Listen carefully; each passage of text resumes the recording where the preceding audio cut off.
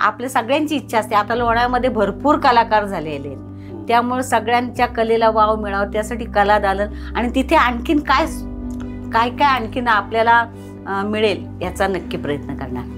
आता ह्या प्रभागामध्ये कसं काही लोकांना खरोखर पाण्याचा प्रश्न आहे किंवा लाईट असेल किंवा हॉस्पिटलचा काही प्रॉब्लेम असेल किंवा रस्ता भांगरवाडीचं गेट जवळपास हॉस्पिटल नाहीये, त्यांच्या जवळपास हॉस्पिटल नाही, तर आम्ही एखाद्या DRM आहेत त्यांच्याशी संपर्क साधून की रेल्वे वार्डामध्ये काय सुधारणा करता येतील हे त्यांच्याशी आम्ही संपर्क साधून त्या सुधारणा करण्याचा आम्ही प्रयत्न करणार. समजा भुशी डॅम आहे आपल्याकडे, भुशी डॅमला लाखो लोक येतात, तर तिथं ज्या टपऱ्या लावतात किंवा अशा झोपडी वजा दुकानं लावतात, ती जर प्रॉपर दुकानं झाली तर आणखीन लोकांना तिथे रोजगार मिळेल.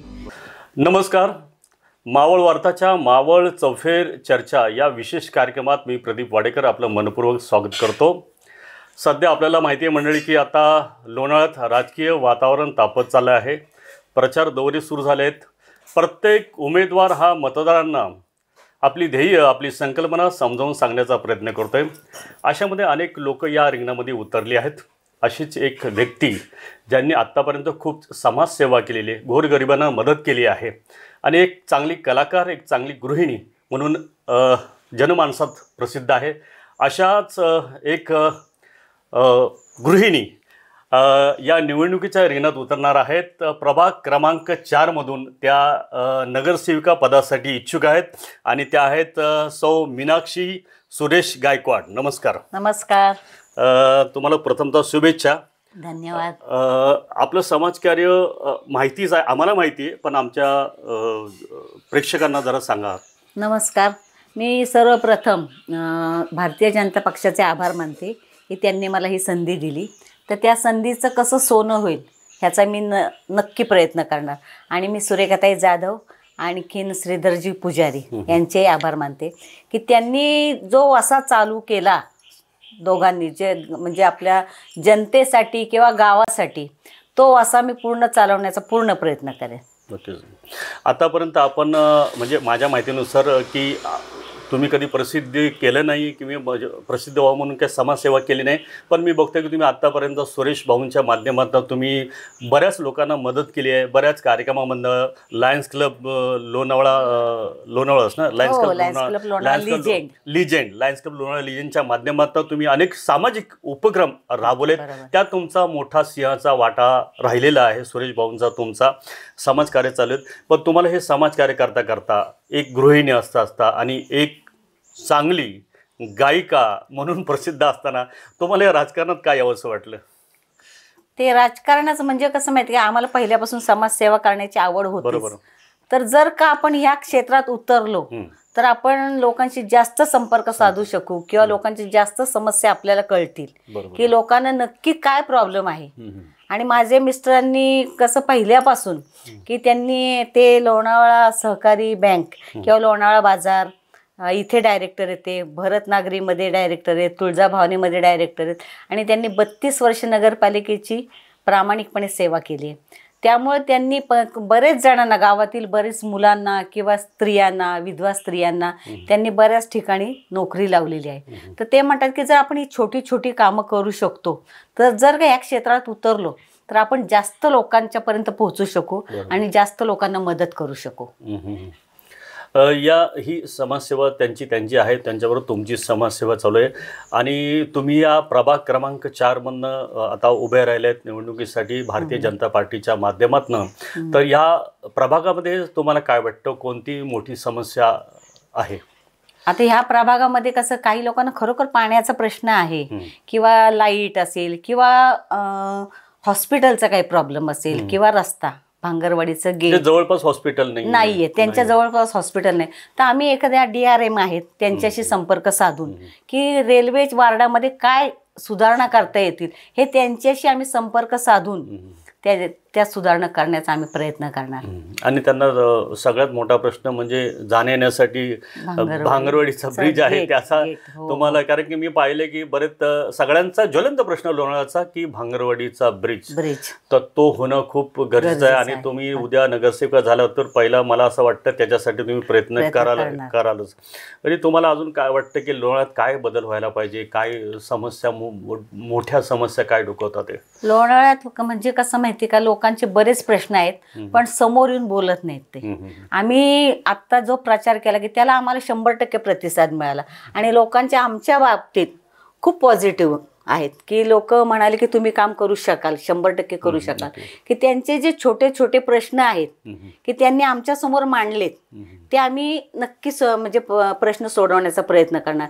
की काही त्यांचे जे प्रश्न आहेत की ते सांगू शकत नाही की ते आम्ही सोडवण्याचा नक्की प्रयत्न करणार.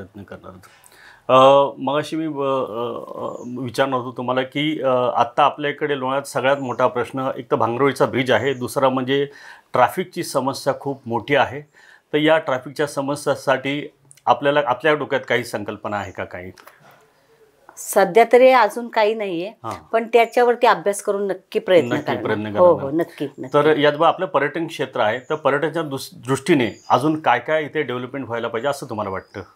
कसं माहितीये का की आता समजा भुशी डॅम आहे आपल्याकडे, भुशी डॅमला लाखो लोक येतात तर तिथं ज्या टपऱ्या लावतात किंवा अशा झोपडी वजा दुकानं लावतात तर ती जर प्रॉपर दुकानं झाली तर आणखीन लोकांना तिथे रोजगार मिळेल की आणि थोडंसं कसं आणखीन सुधारित दिसेल गाव सुधारित दिसेल ते.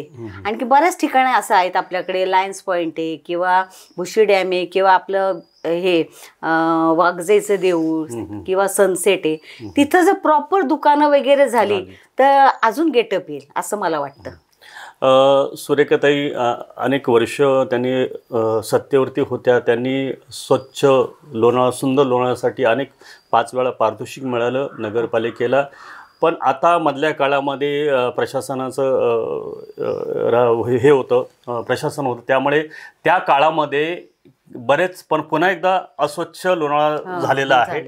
तर आता पुन्हा स्वच्छतेकडे तुम्ही लक्ष देणार का? नक्की स्वच्छतेकडे तर पहिला लक्ष देणार, कारण गाव स्वच्छ झालं तर नागरिक सुदृढ राहतील असं मला वाटतं.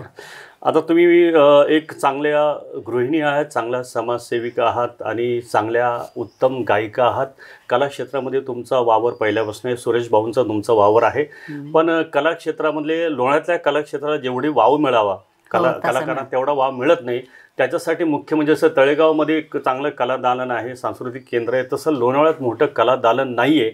यासाठी खूप प्रयत्न करणं गरजेचं आहे. तो तुम्ही काय करू इच्छा त्याच्यासाठी? मी एक उत्कृष्ट गायिका आहे आणि कलेवर माझं अगदी 100% प्रेम आहे. त्यामुळे ह्यासाठी मी अगदी मनापासून प्रयत्न करणार की आपल्या कलाकारांसाठी काहीतरी, आपल्या सगळ्यांची इच्छा असते. आता लोणावळ्यामध्ये भरपूर कलाकार झालेले आहेत, त्यामुळे सगळ्यांच्या कलेला वाव मिळावा त्यासाठी कला दालन आणि तिथे आणखीन काय आणखीन आपल्याला मिळेल याचा नक्की प्रयत्न करणार. वनी आत्ताच्या या निवडणुकीमध्ये अनेक चेहरे, नवीन चेहरे आलेत, नवीन समाजकार्य करणारे व्यक्ती आले आहेत. बरेच लोक आहेत ज्यांना काही ना अनुभव आहे, काही ना अनुभव नाही आहेत, अशी अनेक इच्छुक आहेत, अनेक नगरसेवक पदासाठी उभे राहिलेले आहेत. तर तुम्हाला काय वाटतं नगरसेवकाची भूमिका काय असेल, कसा नगरसेवक असावा? नगरसेवक हा नेहमी साधा असावा की जो प्रत्येकाच्या, आपल्या सुरेखाताई जशा, त्यांचा आदर्श प्रत्येकाने घ्यावा. त्या कशा अगदी छोट्या घरामध्ये जाऊन मांडी घालून बसतात, तिथे जाऊन त्यांच्याबरोबर चहा घेतात, जेवतात. तसं प्रत्येक नगरसेवकाने प्रत्येकाशी संपर्क साधून त्यांच्या घरात जाऊन बसलं पाहिजे, त्यांच्याशी विचारणा केली पाहिजे की तुमच्या काय सुखादुःखात साथ दिली पाहिजे. बरोबर, त्यांचे म्हणजे काय प्रश्न आहेत किंवा त्यांना काय अडचणी आणि आम्ही काय मदत करू शकतो हे त्यांच्याशी संपर्क साधला पाहिजे. तुमच्या सगळी ध्येय, तुमची संकल्पना चांगल्या आहे, तुमच्या प्रभागाविषयी तुमचे विजन चांगलं आहे तुमचं. आणि अशी माणसं राजकारणात येणं गरजेचं आहे ज्यांना खरंच मनापासून समाजसेवा करायची इच्छा आहे. अशी तुमच्यासारखे लोक येणं गरजेचं आहे. तर तुम्हाला मी या पुढच्या निवडणुकीसाठी आणि प्रभाग क्रमांक 4 मधनं तुम्ही उभा राहत भारतीय जनता पार्टीच्या माध्यमातून, तर तुम्हाला मी मावळवार्ता परिवाराच्या वतीनं हार्दिक शुभेच्छा देतो. आणि आपण दिलखुलास चर्चा केल्याबद्दल आपले आभार मानतो. धन्यवाद.